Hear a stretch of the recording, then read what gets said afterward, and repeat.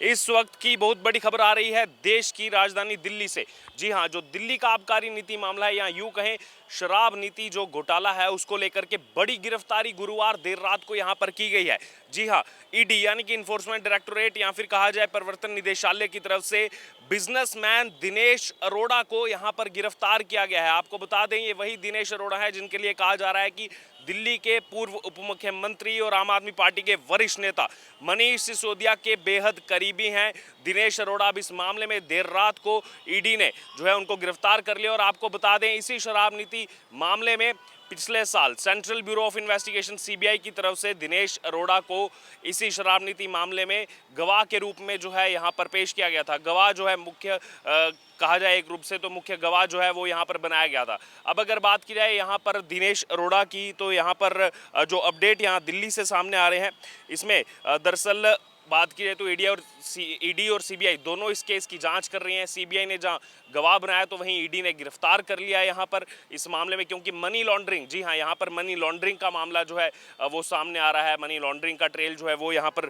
सामने आ रहा है। दरअसल अगर बात की जो ईडी की एफआईआर हुई है, ईडी की एफआईआर के मुताबिक यहाँ पर दिनेश अरोड़ा ने एक्साइज पॉलिसी को लेकर दिल्ली के मुख्यमंत्री अरविंद केजरीवाल के साथ मुलाकात की थी। तो यहाँ पर बड़ा खुलासा जो सूत्रों के मुताबिक खबर सामने आई है, न्यूज एजेंसी के मुताबिक खबर सामने आई है कि दिनेश अरोड़ा ने इसी एक्साइज पॉलिसी जिसको लेकर के मनीष सिसोदिया अंदर हैं, पिछले लगभग 3.5 महीने से तिहाड़ जेल में जो है वो बंद है, ज़्यादा समय उससे हो चुका है। तो यहाँ पर दिनेश अरोड़ा का जो नाम आया है, उनकी जो गिरफ्तारी हुई है, उन्होंने एक्साइज पॉलिसी को लेकर के मुख्यमंत्री अरविंद केजरीवाल से मुलाकात की थी। तो बार बार अरविंद केजरीवाल का नाम जो है वो यहाँ पर सामने आ रहा है। तो क्या अब अगली गिरफ्तारी जो लगातार क्यास लगाए जा रहे हैं, जो लगातार भारतीय जनता पार्टी या फिर कांग्रेस की तरफ से भी कहा जा रहा है कि इसके किंग पिन इस पूरी एक्साइज पॉलिसी के तो अरविंद केजरीवाल ही हैं, लगातार ये आरोप लगते रहे हैं। और अब इसमें भी जो खुलासा हो रहा है सूत्रों के मुताबिक कि दिनेश अरोड़ा इसी पॉलिसी को लेकर के जो है अरविंद केजरीवाल से मुलाकात कर चुके हैं, यानी कि अब उनका नाम भी अब खुले तौर पर सामने आ रहा है। तो क्या यहाँ पर आने वाले दिनों में एक बड़ी गिरफ्तारी जो है देखने को मिलेगी? ये लगातार जो है सवाल उठ रहा है और लगातार जनता भी इस पर जो है अपनी पैनी नज़र बनाए हुए है।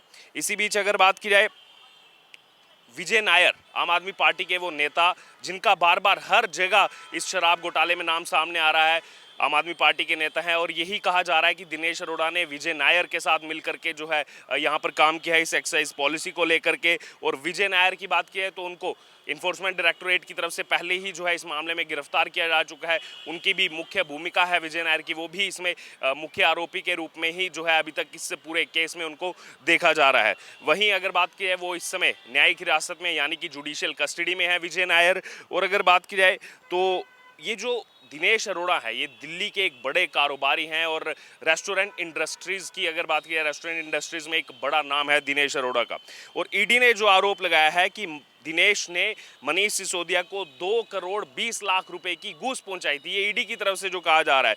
कि पहले भी जो अगर बात की इस मनी लॉन्ड्रिंग को लेकर के ईडी जो है वो यहाँ पर दिनेश से पूछताछ कर चुकी है। और अब इसमें ये चीज़ सामने आई, मनी लॉन्ड्रिंग इसमें इसलिए जो है यहाँ पर गिरफ्तारी हुई क्योंकि 2 करोड़ 20 लाख रुपए की रकम जो है, इसका जिक्र जो है वो ईडी की तरफ से सामने आ रहा है सूत्रों के मुताबिक कि ये पैसा जो है 2 करोड़ 20 लाख रुपया ये जो है दिया गया मनीष सिसोदिया को। और सूत्रों के मुताबिक इस बार की पूछताछ में वो अपने जवाब देने में बार बार जो है टालम टोल कर रहे थे, और इसलिए जांच एजेंसी को जो है वो सपोर्ट नहीं कर रहे थे, जो सपोर्ट चाहिए था साथ नहीं दे रहे थे जांच एजेंसी का, इसलिए जो है उनको गिरफ्तार करना पड़ा। अब ईडी ने बताया कि उनको जो है लोकल कोर्ट में जो है वहां पर जाकर के पेश किया जाएगा। और ईडी ने जो है मई में अपनी जो सप्लीमेंट्री चार्जशीट फाइल की थी, उसमें जिक्र किया था कि जो दिनेश अरोड़ा हैं वो मनीष सिसोदिया के बेहद खासम खास आदमी है। और एक अन्य बिजनेसमैन जो है अमित अरोड़ा से पैसे लेकर के वो मनीष सिसोदिया तक पहुंचाते थे। सप्लीमेंट्री चार्जशीट में कहा गया था, मई महीने में जो दाखिल की गई थी ईडी की तरफ से। वहीं उन्होंने जो है अमित को फ़ायदा पहुंचाया और शराब नीति में बदलाव करने के लिए, शराब नीति में जो चेंजेस हुए, जो बार बार कमीशन का जिक्र आ रहा है, कैसे जो इसमें कमीशन बिना कैबिनेट नोट के कर दिया गया, तो उसमें ये चीज़ सामने आ रही है। कमीशन में बदलाव के लिए जो है यहाँ पर 2 करोड़ 20 लाख रुपए की घूस जो है वो मनीष सिसोदिया को पहुँचाई थी। उसके अलावा अगर बात की, हाल ही में हमने आपको बताया था कि मनीष सिसोदिया जो है वो इस केस को लेकर सुप्रीम कोर्ट में जो है अपनी याचिका दाखिल कर चुके हैं दोबारा से। पहली बार जब गए थे तो उस समय सुप्रीम कोर्ट से फटकार यहाँ पर लगी थी कि आप सीधे कैसे यहाँ पर आ सकते हैं। बार बार उनकी बेल जो है डिनाई हुई यहाँ पर दिल्ली हाई कोर्ट की तरफ से। अब उसी डिनाइड हुई बेल को लेकर के वो जो है सुप्रीम कोर्ट पहुंचे हैं। जमानत याचिका जो बार बार उनकी रद्द की जा रही है। आखिरकार अब आप सोच रहे होंगे कि ये दिनेश अरोड़ा है कौन।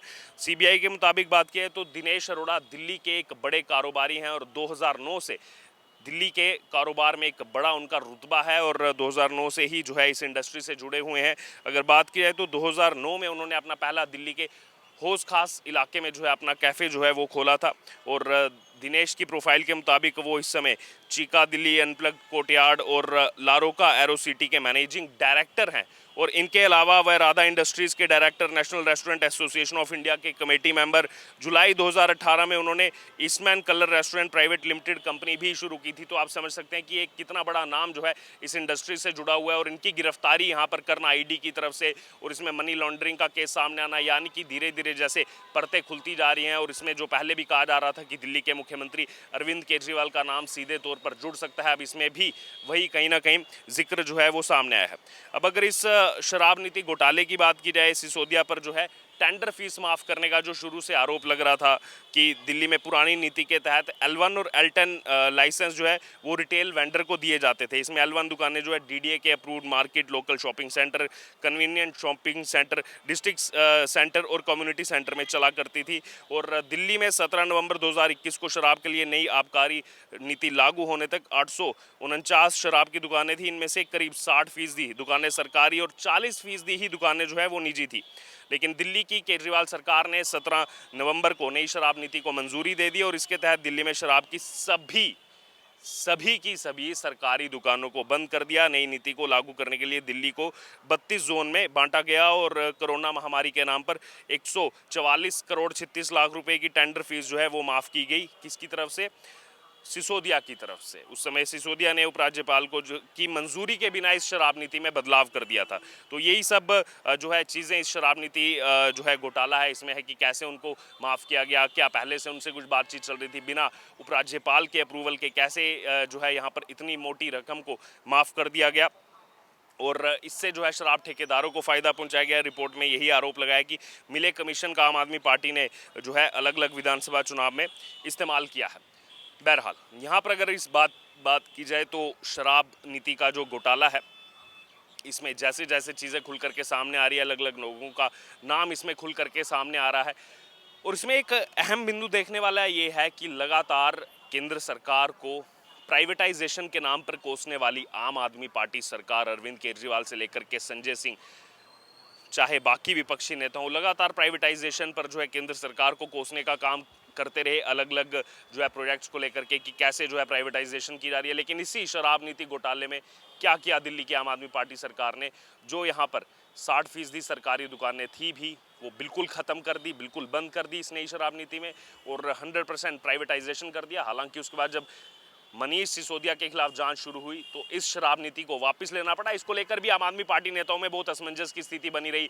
कभी कहते रहे कि नहीं इससे फ़ायदा हुआ है, कभी कहते रहे नहीं नुकसान हो रहा था इसलिए वापस लेनी पड़ी। तो आपस में ही इसमें जो है अगर अलग अलग स्टेटमेंट्स अलग अलग समय पर देखेंगे तो यहाँ पर उसमें काफ़ी जो है यहाँ पर डिफरेंस जो है इन स्टेटमेंट से आपको आम आदमी पार्टी के नेताओं की स्टेटमेंट्स में देखने को मिलेगा। बहरहाल अब इस समय की बड़ी खबर यही कि दिल्ली शराब नीति केस में दिनेश अरोड़ा की गिरफ्तारी हुई है। इससे पहले मनीष सिसोदिया सुप्रीम कोर्ट जो है वो यहाँ पर अपनी रद्द हुई जमानत याचिका को लेकर पहुंचे थे। लेकिन इस पूरे मामले पर आपका क्या कहना है? और इसमें जो जिक्र आ रहा है सूत्रों के मुताबिक कि अरविंद केजरीवाल से जो है मुलाकात की थी दिनेश अरोड़ा ने, अब क्या एक बड़ा सवाल यही कि आगे नंबर जो है क्या केजरीवाल का आ सकता है? अब इस पूरे मामले पर आपकी जो भी प्रतिक्रिया आप जरूर हमारे साथ कमेंट बॉक्स में शेयर करें और इससे जुड़े तमाम अपडेट के लिए बने रहिए एसजीवी न्यूज़ के साथ। धन्यवाद।